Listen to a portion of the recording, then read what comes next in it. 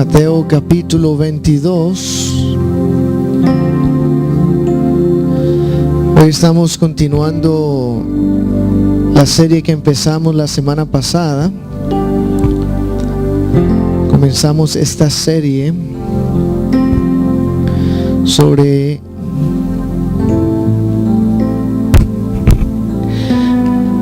el razonamiento moral de Dios.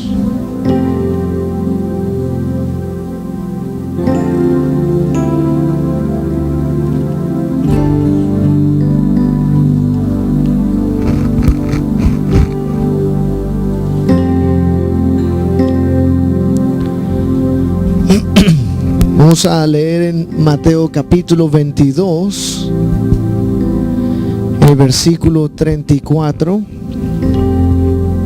al 40.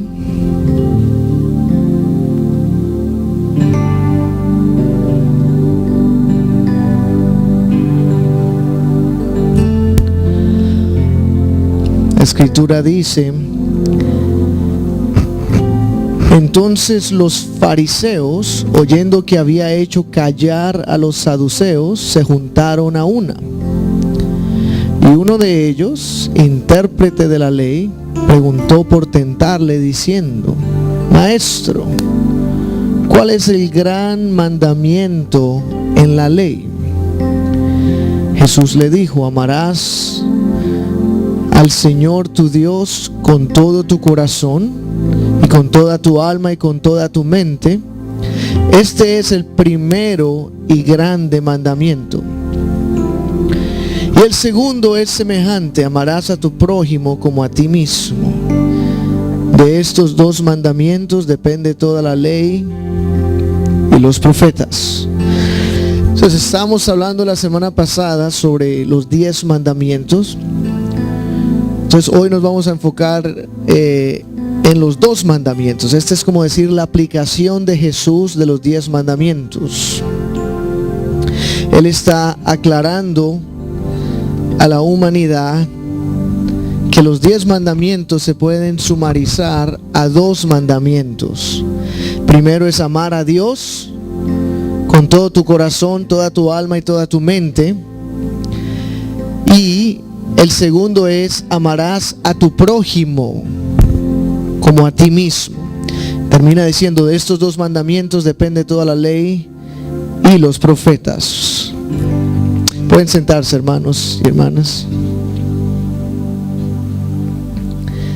De estos 2 mandamientos depende toda la ley y los profetas. El Señor está prácticamente diciendo que todo lo que está en la ley y todo lo que está en los profetas prácticamente puede ser sumarizado a estos 2 mandamientos. Ahora, yo creo que si la iglesia en el año en que estamos quiere experimentar, se puede decir, los frutos que Dios quiere que la iglesia tenga, y estoy hablando de los frutos específicos de almas, la iglesia tiene que conocer estos 2 mandamientos. Y el mundo, los hijos de Dios, los cristianos, tienen que conocer y vivir por estos 2 mandamientos, que es amar a Dios con todo y también amar a nuestro prójimo como a nosotros mismos. Se puede decir que la forma número 1 para nosotros poder evangelizar el mundo es amar al prójimo como a nosotros mismos. Amén. Ese es prácticamente la base de la iglesia: amar a Dios y amar a nuestro prójimo. Amar a Dios significa darle a Dios también nuestro tiempo, nuestra energía, nuestra devoción, y amar al prójimo también significa eso: darle al prójimo nuestra energía, nuestro tiempo, nuestra devoción. ¿Para qué? Para que conozcan más de Dios. Amén. Así que necesitamos iglesias que hoy en día viven por estos 2 mandamientos y conocen estos 2 mandamientos, lo que es amar a Dios y lo que es amar al prójimo.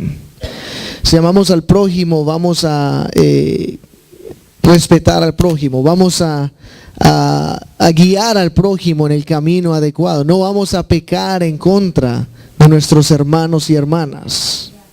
Amén. Entonces, estos dos mandamientos nos están hablando sobre la adoración y honor a Dios y también el respeto y amor al prójimo. Tenemos nuestra adoración y el honor que le damos a Dios y también el respeto y el amor que extendemos a nuestro prójimo. Entonces, la semana pasada, voy a repetir un poco lo que terminamos la semana pasada para que podamos agarrar donde terminamos, pero la semana pasada hablamos de la responsabilidad moral que hay en los 10 mandamientos. Los 10 mandamientos se tratan sobre la mente moral de Dios. Y el mensaje central de los 10 mandamientos y también de los 2 mandamientos es de poder revelar lo que es sagrado. Todo lo que es sagrado, tanto entre nosotros y Dios como entre nosotros y el prójimo. Es revelar lo que es separado, lo que es consagrado a Dios. Y es importante vivir vidas donde comprendemos lo que es sagrado. Amén.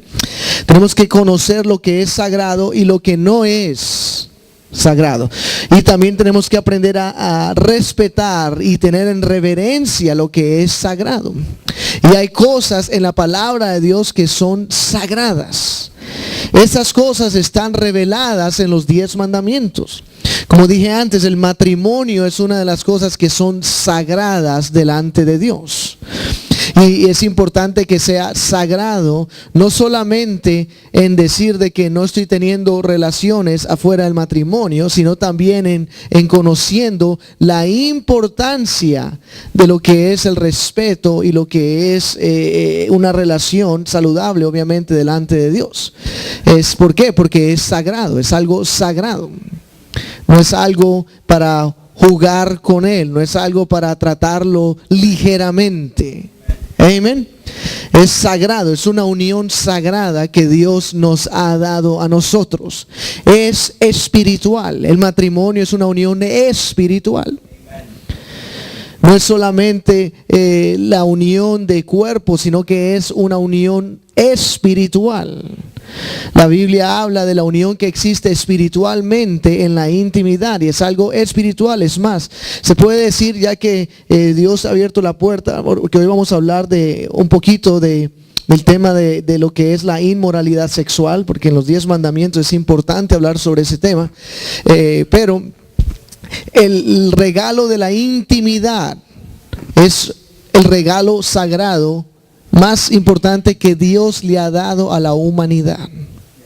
La intimidad sexual es el regalo más importante que Dios le ha dado a la humanidad. O sea, es algo que está en la humanidad, es para la humanidad.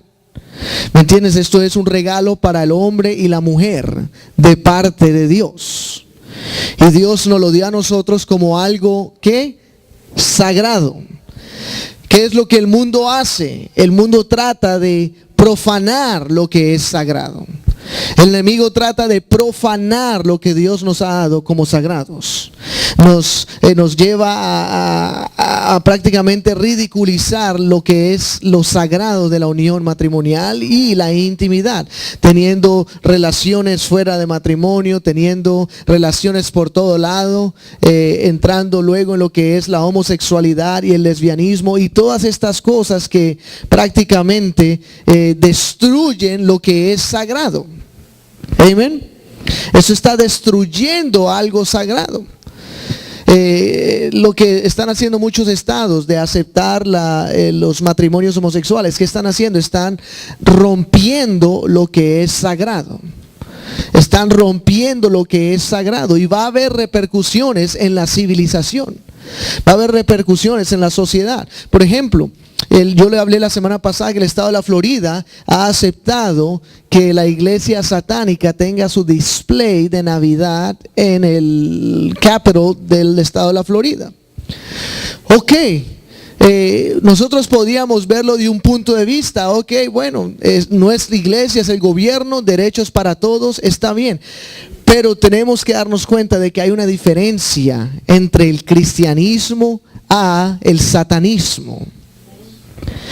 Y esa diferencia se ve donde hace poco acabaron de poner a un joven en cárcel porque es parte de una iglesia satánica y hicieron un homicidio, rape, de toda clase de cosas a una niña porque era parte de su religión. Entonces, el gobierno en algún punto, el gobierno está jugando con aguas peligrosas porque lo que están haciendo es validando cosas que van en contra de la ley misma de la tierra. Porque sus ritos y su ejercicio religioso es completamente la antítesis, o sea, lo opuesto a lo que es el cristianismo y lo que enseña la palabra de Dios. Y es algo que va a jugar con sacrificios humanos, homicidios y toda clase de cosas que van en contra de la humanidad. Entonces tenemos que comprender de que sí, la civilización está bajando sus morales y están permitiendo atrocidades. Pero al mismo tiempo nosotros, los hijos de Dios, así sea que nos toque vivir en medio de un imperio romano completamente decadente y corrupto, aún tenemos la palabra de Dios para vivir moralmente delante de Dios. Amén. Entonces la responsabilidad moral en los 10 mandamientos es demostrarnos lo que es sagrado delante de Dios. El mentir va en contra de lo que es sagrado. Amén. La mentira es algo que va en contra de nuestra relación con Dios. Mi relación con Dios es sagrada y por lo tanto yo debo tener una vida sin mentiras, sin falso testimonio, porque va en contra de lo sagrado, de lo que es santificado.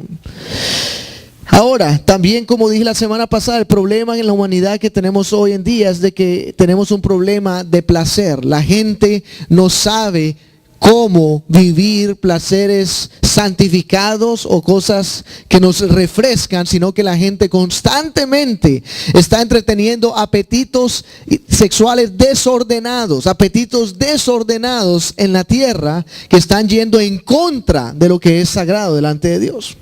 Como decía el predicador Rabbi Zacarías, decía, todo placer que pone en peligro el derecho sagrado de otra persona es un placer ilícito. Cada placer que ponga en peligro, que viole el derecho sagrado de otra persona, es algo ilícito. Entonces, por ejemplo, le voy a dar una historia, la mencioné rápidamente la semana pasada, pero es la historia de David y Betsabé.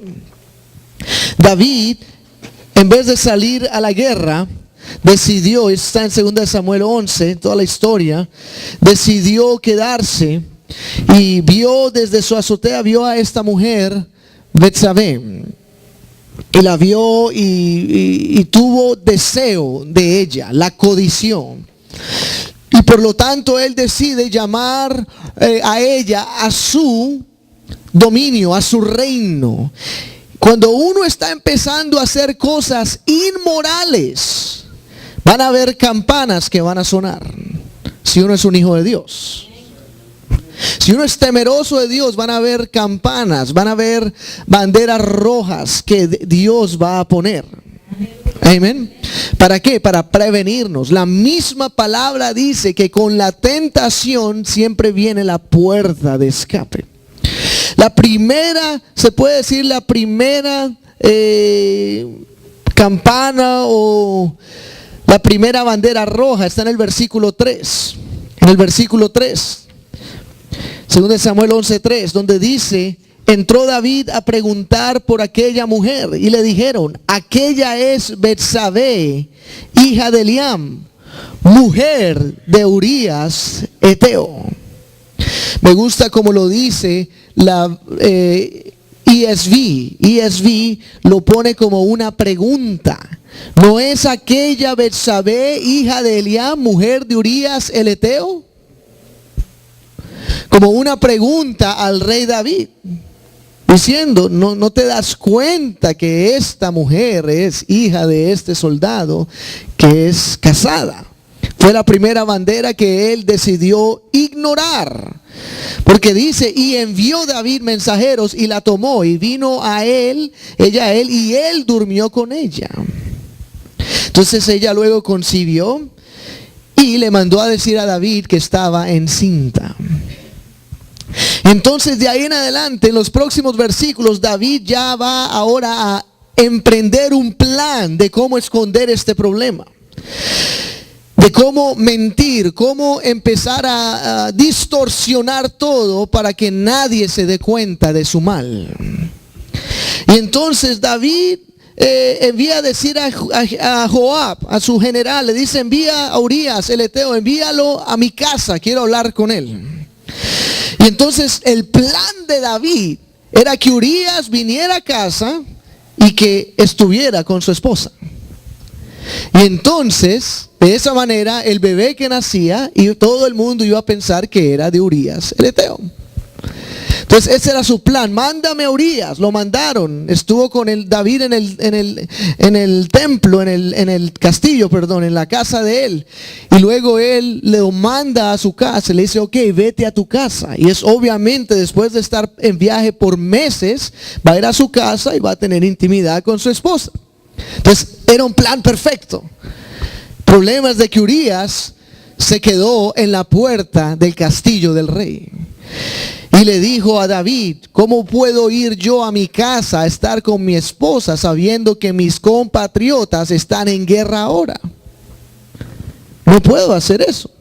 Así que me voy a quedar aquí en la puerta con todas estas personas que están vigilando el castillo real. Entonces no le salió a David lo que él quería. Y entonces aquí es la forma de Dios empezando a tratar de sacar a la luz lo que está escondido, porque eso es lo que Dios hace. La Biblia dice que nuestros pecados saldrán a la luz. No hay nada que sea escondido que no salga a la luz. Entonces luego David lo manda a llamar de nuevo el próximo día y lo emborracha, a fin de que si está borracho, probablemente entonces ahí sí va a querer ir a su casa. Entonces David lo agarra y le da de beber hasta que prácticamente estuviera completamente ebrio. Y ahí en realidad es donde David está pensando otra vez. Versículo 13, si podemos ir ahí. David lo convidó a comer y a beber con él hasta que embriagarlo.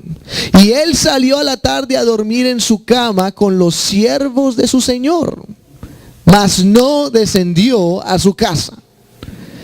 Aún continuó diciendo: no, me voy a dormir con los siervos de David, porque él no quería ir a deleitarse en su hogar sabiendo que habían personas sufriendo en este momento porque estaba en guerra el pueblo de Israel. Entonces decidió no hacerlo. Dice: y salió a la tarde a dormir en su cama con los siervos de su señor, mas no descendió a su casa. Así que David dijo: ok, ya lo único que me queda es matarlo. Entonces ahí es donde él escribe cartas a su general Joab. Y versículo 15 dice: escribió en la carta diciendo: poned a Urías al frente en lo más recio de la batalla y retiraos de él para que sea herido y muera. Así que estamos hablando del rey David, uno de los personajes bíblicos más respetados en toda la Biblia. Y él hizo, esta fue prácticamente su pecado más predominante, su atrocidad en la vida, donde él completamente falló a Dios, por completo. Es más, de esta historia es donde sale el Salmo 51 en la Biblia. Pero lo envía a que muera. Sucede de la manera tal como David la planeó.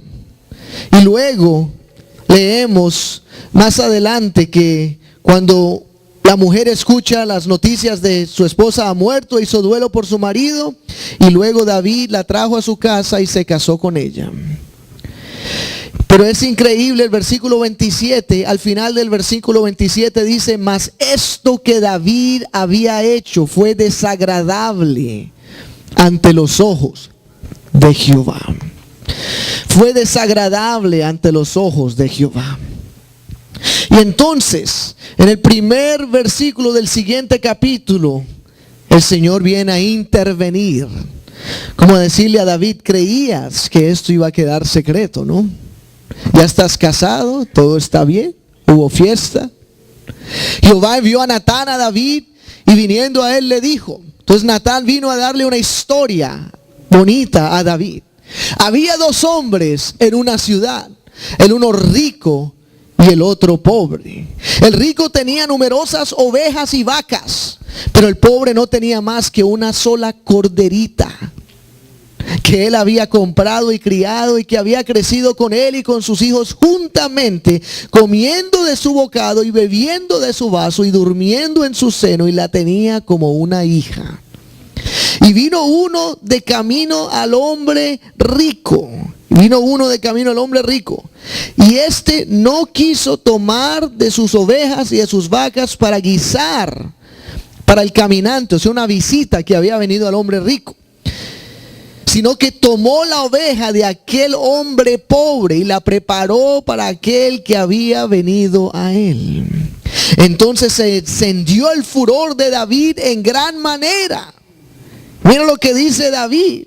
Dice: vive Jehová, que el que tal hizo es digno de muerte, y debe pagar la cordera con 4 tantos, porque hizo tal cosa y no tuvo misericordia.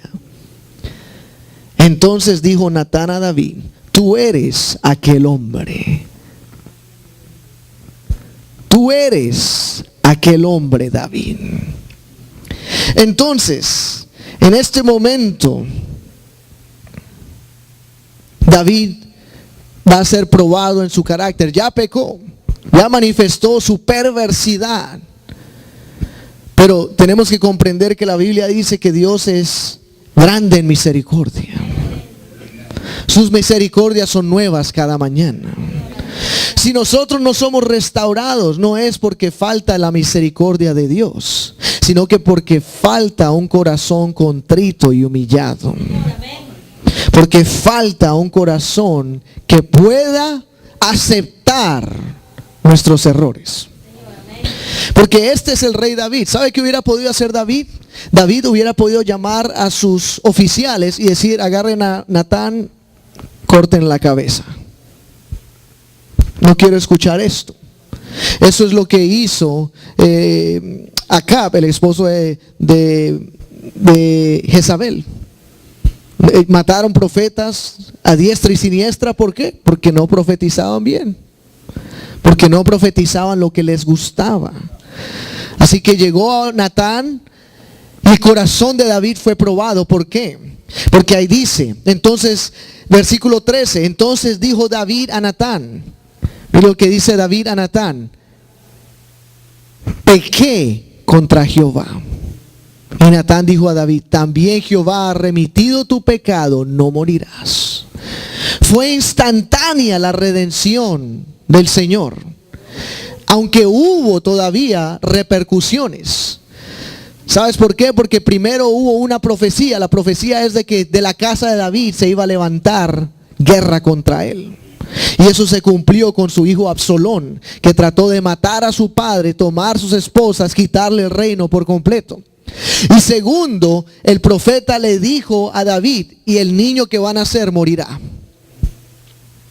Y fue de esa manera. El primer hijo de David y Betsabé murió. Y esa era parte de la responsabilidad, de la repercusión de lo que había sucedido, aunque su pecado fue remitido. Y tenemos que comprender que lo que Dios busca, Dios sabía que David iba a hacer algo de esta calidad, de esta obra. Pero ¿qué es lo que sucede? Que David tenía algo diferente, que él aceptó su pecado. Él aceptó su error. Él aceptó su perversidad. Y nosotros, si nosotros aprendemos a arrepentirnos delante de Dios, siempre vamos a alcanzar misericordia. Siempre vamos a alcanzar remisión. Y siempre vamos a ser restaurados. Y la misericordia de Dios fue manifestada en esta historia. ¿Sabe por qué? Porque de este matrimonio que empezó mal, de este matrimonio, Dios últimamente lo bendijo y por ahí nació el rey Salomón. Y el rey Salomón fue hijo de David y Betsabé. Y por ahí continuó el linaje del Mesías, para que veamos la obra redentora. Ahora, pero ¿por qué el Señor continuó por ahí? Porque Él continuó por ahí para manifestar su misericordia en respuesta al arrepentimiento de este hombre. Si queremos, por eso cuando leemos el Salmo 51 nos damos cuenta del corazón de David, de cómo él estaba arrepentido de haber quebrantado la ley de su Dios. David quebrantó el segundo gran mandamiento porque rompió el derecho sagrado de una mujer. El derecho sagrado de ella era respetar su matrimonio, tener su propia familia, vivir complacientemente delante de Dios. Y él entró ahí y lo rompió por completo. Y eso es lo que hacemos nosotros cuando incitamos a otros al pecado. Estamos rompiendo y violando su derecho de vivir sagradamente delante de Dios. Estamos rompiendo sus derechos de hacer eso. El derecho de honrar a Dios, el derecho de honrar su matrimonio. Él entró y rompió todo eso. También mató al esposo, rompió otro mandamiento de la Biblia, no matarás. Y también encubrió todo y rompió otro mandamiento que dice, no mentirás. Así que David se pasó por completo la ley de Dios al hacer esto. Ahora esta historia demuestra una conexión que hay entre el adulterio o los pecados sexuales y la codicia, que es el 10º mandamiento. La codicia nos lleva a homicidios, nos lleva a adulterio, nos lleva a decir mentiras. Y por eso, por la codicia es que David terminó pecando de esta manera. Porque todo empezó cuando miró desde azotea y codició a esa mujer. Cuando la codició, todo lo que siguió fue homicidio, adulterio, mentiras, extorsión. Todo esto continuó del momento en que él codició a Betsabé. Ahora vamos a ver sobre esta palabra, porque la codicia es uno de los mandamientos, es el 10º mandamiento, no codiciarás. Y es un mandamiento tan importante, conectado a esta historia que hablamos y conectado a muchas cosas en la palabra de Dios. Efesios capítulo 5, versículo 5. Y luego Colosenses 3, versículo 5. Efesios 5, 5 dice, porque sabéis esto, que ningún fornicario o inmundo o avaro, que es lo mismo de codiciar, greedy, que es idólatra, tiene herencia en el reino de Cristo y de Dios. Ninguno que es fornicario, inmundo, avaro, que es idólatra, tiene herencia en el reino de Cristo y de Dios. Fornicario es toda clase de pecado sexual, así sea por pantalla o así sea en vida real, es fornicación. Toda clase de inmoralidad sexual de la A a la Z. Ahora, para complementar esta escritura, Colosenses capítulo 3, versículo 5. Colosenses 3, 5 dice, haced morir pues lo terrenal en vosotros, fornicación, impureza, pasiones desordenadas, malos deseos y avaricia, que es idolatría. De nuevo vuelve a hacer la misma correlación, avaricia, que es idolatría. Cosas por las cuales la ira de Dios viene sobre los hijos de desobediencia, en las cuales vosotros también anduvisteis en otro tiempo cuando vivíais en ella. Haced morir pues lo terrenal, versículo 5, en vosotros. Hay que comprender algo. Cuando él dice lo terrenal, él no está hablando las cosas naturales del mundo en el que vivimos. Él está describiendo los deseos impuros terrenales. Específicamente los deseos impuros de esta tierra. Ahí es lo que está describiendo como lo terrenal. ¿Qué describe? Fornicación, de la A a la Z, inmoralidad sexual. Impureza, pasiones desordenadas, o sea, estas pasiones que llevan a la fornicación. Porque todo comienza como pasiones o sentimientos, como malos deseos y avaricia, que es idolatría. Ahora, algo importante notar aquí es de que hay una conexión en estas escrituras, porque menciona toda clase de impurezas sexuales. Fornicación, impureza, pasiones desordenadas, malos deseos. Todo esto está conectado a la sexualidad. Y luego habla de la avaricia. En las dos escrituras la avaricia está unida a pecados sexuales. Ahorita vamos a hablar sobre eso. Pero ¿qué es la codicia? La codicia es el deseo de tener más que otros. El deseo insaciable de tener más. En una forma, y probablemente no el contexto específico de estas escrituras, pero de una manera como en Mateo 6:24, que el Señor dice que nadie puede tener dos dioses, no puedes amar al mundo y amar a Dios. Otra vez el contexto es de amar, de estar consumido por el materialismo y por los deseos mundanos. Es algo bien general. El mundo, el Hijo de Dios no debe estar consumido por el materialismo, no debe vivir solamente por el mundo material, y tampoco debe vivir para los deseos mundanos de esta tierra, los pecaminosos, sino para Dios. Y un hombre no puede vivir entregado al mundo completamente y entregarse a Dios al mismo tiempo. Es imposible, porque el mundo y los deseos del mundo van en contra de Dios.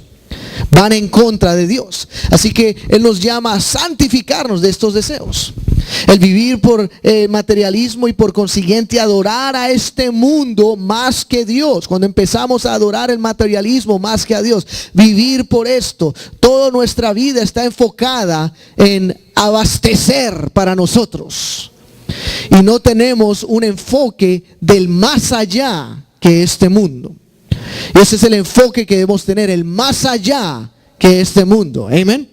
Ahora, también esta codicia es un egoísmo que crece a ser una pasión. Es algo, un deseo de egoísmo interno que empieza a crecer como una pasión. Es una ambición que consume. Eso es lo que la codicia es, una ambición consumidora. Hay escritos de la antigüedad, porque la palabra usada en el griego también es usada en el libro de Plato. Ese es ¿cómo se dice eso? Un filósofo griego. En su libro Symposium, él habla de esta palabra usada como codicia sexual. La misma palabra que está en la Biblia, él la usa como codicia sexual. Es el apetito sin restricción. Un apetito sin restricción. Miremos lo que dice Primera de Tesalonicenses 4:4. Primera de Tesalonicenses 4:4. Dice que cada uno de vosotros sepa tener su propia esposa en santidad y honor. Versículo 5. No en pasión de concupiscencia como los gentiles que no conocen a Dios. Versículo 6. Que ninguno agravie ni engañe en nada a su hermano, porque el Señor es vengador de todo esto, como ya os hemos dicho y testificado. Ahora, aquí hay se puede decir un poquito de una controversia en el versículo 4. La palabra griega usada en el versículo 4, que cada uno de vosotros sepa tener su propia blank en santidad y honor, en el griego es la palabra vasija. Dice vasija.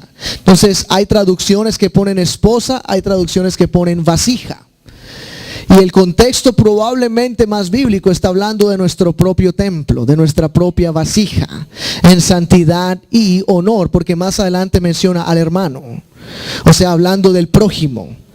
Porque tener nuestra vasija en santidad y honor significa también no violar los derechos de nuestros hermanos con nuestros cuerpos. No unirnos en promiscuidad o en la inmoralidad sexual con el prójimo, porque estaríamos rompiendo lo que es sagrado delante de Dios. Amén. Siguiente versículo 5. Dice: no en pasión de concupiscencia como los gentiles que no conocen a Dios. No podemos llevar nuestra vasija más como era en el mundo. En el mundo la sensualidad es viva. La sensualidad domina. La gente vive muchas veces por eso. Lo que más mueve la tierra en el mundo es el dinero y el sexo. Esas son las dos cosas que giran el mundo terrenal. Y Él dice, ya no más podemos vivir de esa manera, ahora que estamos en el Señor. Amén. Porque así viven los que no conocen a Dios, ¿verdad? Así viven los que no son temerosos de Dios, donde están consumidos por el deseo del dinero, que la Biblia dice que el amor del dinero es la raíz de todo mal, y están consumidos por el deseo de más en su inmoralidad sexual, donde algo no es suficiente. Por eso mucha gente cambia de pareja. Yo he escuchado a veces eso, donde la gente dice que ya no te amo. En realidad el punto no es ya no te amo, sino que ya no tengo deseos sexuales. Prácticamente en muchos casos es lo que están diciendo. Que se ha apagado de pronto la llama de alguna manera u otra, porque el mundo, algunas veces, digo, por lo general, conocen solamente la pasión sexual y nunca conocen el amor. Amén. Nunca conocen lo que es el amor. El amor en sí tiene pasión sexual, pero el amor es más que eso. El amor es más. En el Antiguo Testamento, en el libro de Proverbios, hay 3 palabras que describen el amor. Hay 3 palabras que lo describen. Y estas 3 palabras hablan de 3 dimensiones diferentes del amor.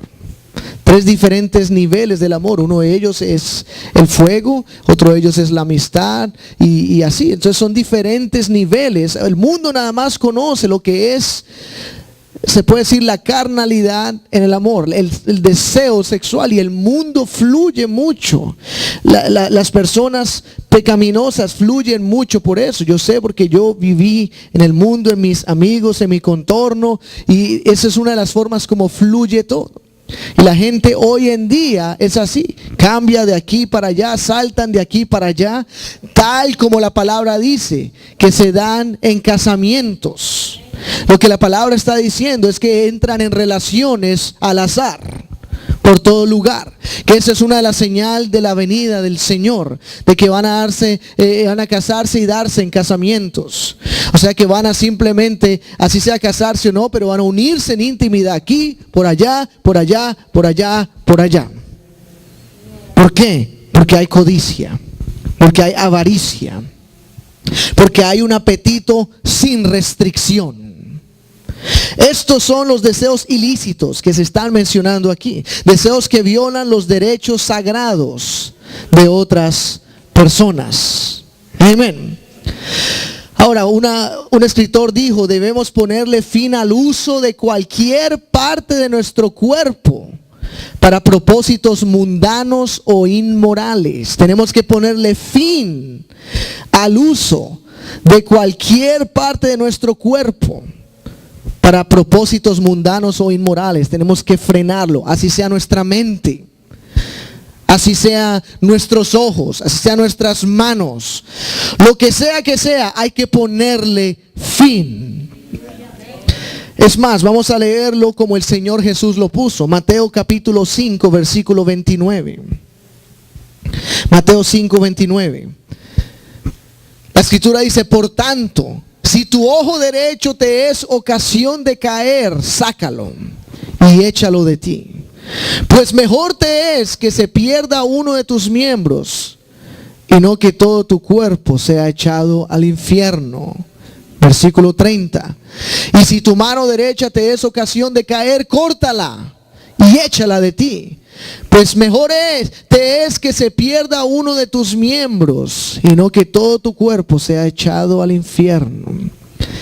Ahora, hubieron sectas del cristianismo temprano, del primer al segundo siglo, que pensaban de que esto era una enseñanza literal y llegaron a hacer tales cosas como mutilarse. Ahora, el Señor está hablando de 2 cosas muy importantes conectadas a la inmoralidad sexual: lo que ves y lo que tocas. Lo que vemos y lo que tocamos. Esos son los dos sentidos más predominantes en la inmoralidad sexual. Hay que tener cuidado, y él usa la palabra ojo derecho. ¿Para qué? Está hablando prácticamente del sentido total de lo que es el ojo, sabiendo de que históricamente lo derecho se ha visto como lo más fuerte. La mano derecha, el ojo derecho, es usado para hablarnos del contexto de eso, de la importancia del ojo, la importancia de la mano, la importancia de protegernos de lo que vemos y la importancia de protegernos de lo que tocamos y lo que somos partícipes. Amén. Porque estas cosas nos llevan ahí la inmoralidad, y él está hablando de la absoluta con dominio propio del ojo y de nuestros miembros, para no entregarnos a inmoralidad, para no romper lo sagrado entre nosotros y Dios. Es más, la palabra de Dios dice: todo pecado que es hecho afuera del cuerpo, pero la fornicación es en contra del cuerpo. Hablando de la importancia de tener un cuerpo santificado. Amén. Tenemos que controlar lo que vemos y lo que tocamos. Y ahora lo llevaría un poco más profundo. Tenemos que controlar lo que vemos, no solo externamente, sino internamente también. Lo que vemos en el ojo de nuestra mente. Amén. Y estoy hablando de nuestras imaginaciones. También es importante dominarlas, ponerlas bajo autoridad del Espíritu de Dios. Amén. Porque Jesús dijo: os escuchaste en la ley que dijo, no adulterarás, mas yo os digo ahora, que si alguien mira a una mujer y la codicia en su corazón, ya ha cometido adulterio. ¿Y qué está diciendo él? De que solamente el pensamiento, al entretener el pensamiento, ya estamos participando en inmoralidad. En inmoralidad. Es importante proteger no solamente externamente lo que vemos, sino también internamente. Ahora, miremos esta escritura también en 1 Corintios 5:9. 1 Corintios capítulo 5, versículo 9. Dice: os he escrito por carta que no os juntéis con los fornicarios. Versículo 10. No absolutamente con los fornicarios de este mundo, o con los ávaros, o con los ladrones, o con los idólatras, pues en tal caso sería necesario salir del mundo. Paremos ahí. Pero es lo que Pablo está diciendo. Pablo está diciendo: les escribo claramente, aléjense de los fornicarios. Pero luego aclara qué grupo de fornicarios. Él dijo: no los que están afuera de la iglesia. Versículo 11. Más bien os escribí que no os juntéis con ninguno que llamándose hermano fuere fornicario, o avaro, o idólatra. Y otra vez, avaricia e idolatría juntas con fornicación, maldiciente, o borracho, o ladrón.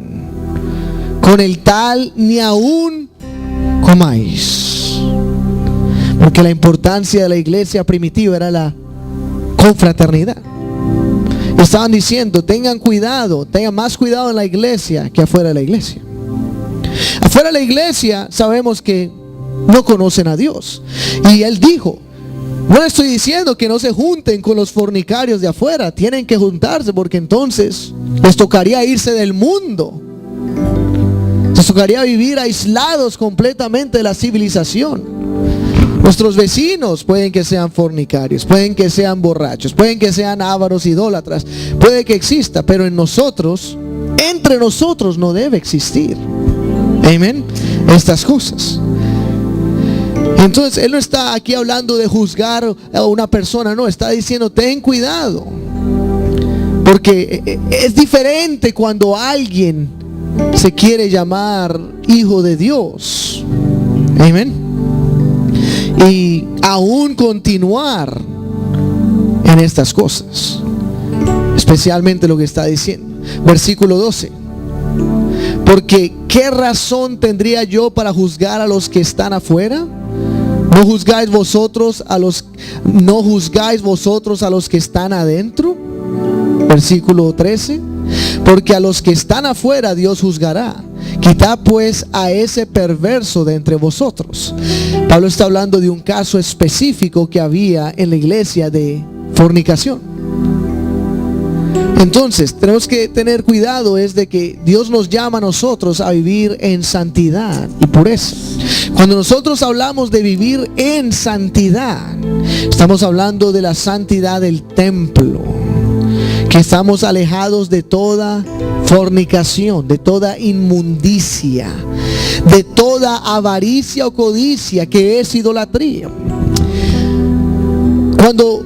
Este es un pensamiento judío, la avaricia como idolatría, es un pensamiento muy judío. Para nosotros es un poquito externo también, pero el contexto exacto es esto, de que, acuérdense, cuando Moisés bajó del monte Sinaí, el pueblo estaba en idolatría y estaban en desorden. ¿Qué dice la escritura? El pueblo comió y se levantó a jugar. Eso no es jugar pelota lo que se levantaron a hacer. Se levantaron a jugar inmoralmente en el acto de idolatría. Históricamente la idolatría siempre ha sido acompañada de ritos sexuales. Estamos hablando de los ritos paganos, siempre han sido acompañados de ritos sexuales. Desde esos tiempos de Egipto, desde los tiempos de la Torre de Babel, desde esos tiempos históricamente hay récord de estas clases de religiones. Y aún en los tiempos de Pablo evangelizando el mundo griego y el mundo romano, era lo mismo. Venían de ritos paganos, donde la idolatría estaba unida juntamente con la perversidad sexual y la inmoralidad sexual. Por eso hay siempre una unión entre la codicia o la avaricia y la idolatría al mismo tiempo. Y tenemos que saber también por qué en nuestra cultura continúa siendo una idolatría. ¿Por qué? Porque en realidad es la adoración de la creación más que Dios. Es la adoración de los placeres más que Dios. Porque si adoramos a Dios de verdad, vamos a eliminar placeres que son pecaminosos. Vamos a distinguir lo que es impuro, así sea un placer para la carne, y lo vamos a eliminar, porque estamos purificándonos para el Dios Altísimo. Amén. Y las cosas morales son las más importantes para Dios.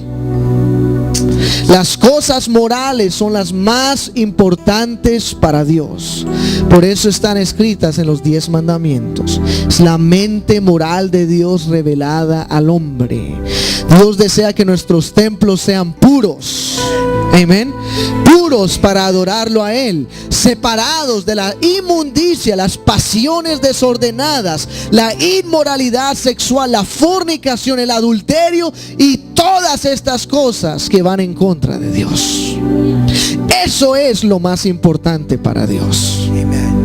Porque sabemos de que los otros ritos, como las dietas de bebidas y comidas, eran cosas momentarias.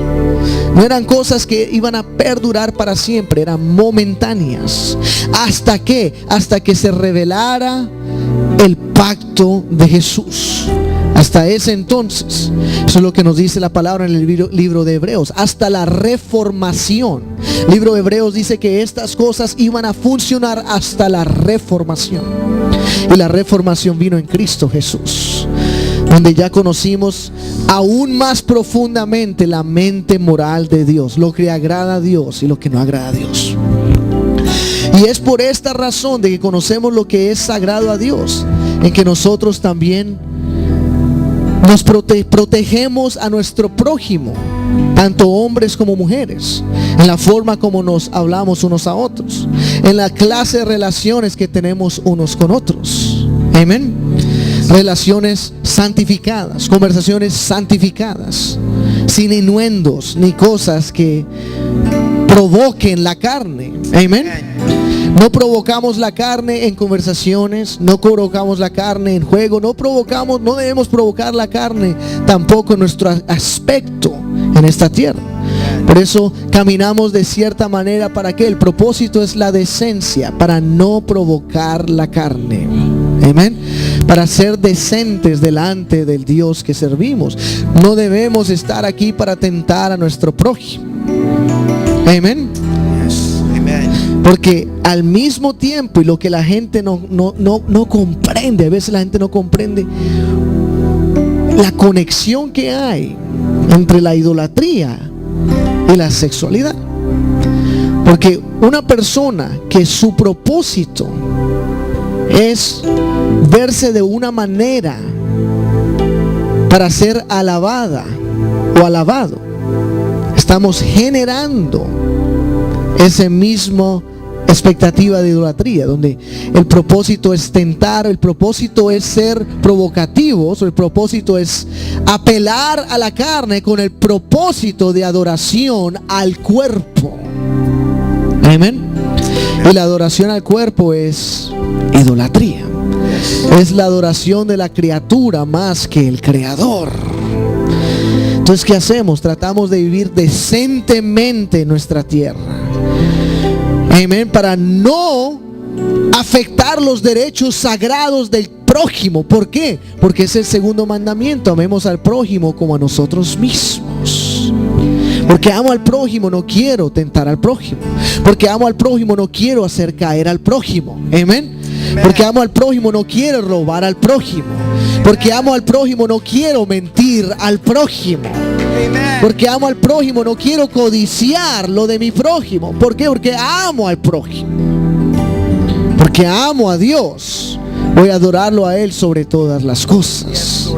Amén. Y voy a consagrarme a Él sobre todas las cosas. Aleluya. Ese es el contexto moral de la palabra de Dios. Aleluya. Vamos a ponernos de pie. Podemos venir a este altar y orar un momento, terminar en oración. Deseamos una mente purificada, pensamientos purificados. Amén. Pensamientos purificados. Nuestro enfoque más importante en esta tierra debe ser que nuestras mentes y nuestros corazones sean puros delante de Dios. Que nuestros pensamientos no se pierdan en las pasiones desordenadas, la carnalidad, en la lujuria de este mundo, en el deseo de consumirnos en esta tierra. No. Lo más importante debe ser eso, que nuestras mentes y nuestros corazones sean protegidos. Amén. Tenemos que proteger nuestras mentes, tenemos que proteger nuestros corazones. Por eso la palabra dice que amarás al Señor tu Dios con toda tu mente, con toda tu corazón, con todas tus fuerzas. Y esa es una forma de adoración donde empezamos a permitir con el poder de Dios a que Dios nos purifique los pensamientos. Que Dios nos ayude a purificar nuestras intenciones. Que Dios nos ayude a purificar nuestros pensamientos. Nuestros motivos de hacer las cosas en esta tierra. De tener motivos de hacerle el bien al mundo. Amén. Hacerle el bien a mi prójimo, no hacer el mal a mi prójimo. Hacerle el bien a mi hermano y a mi hermana. De ser un buen testimonio y una luz en esta tierra a otras personas. Oh, aleluya.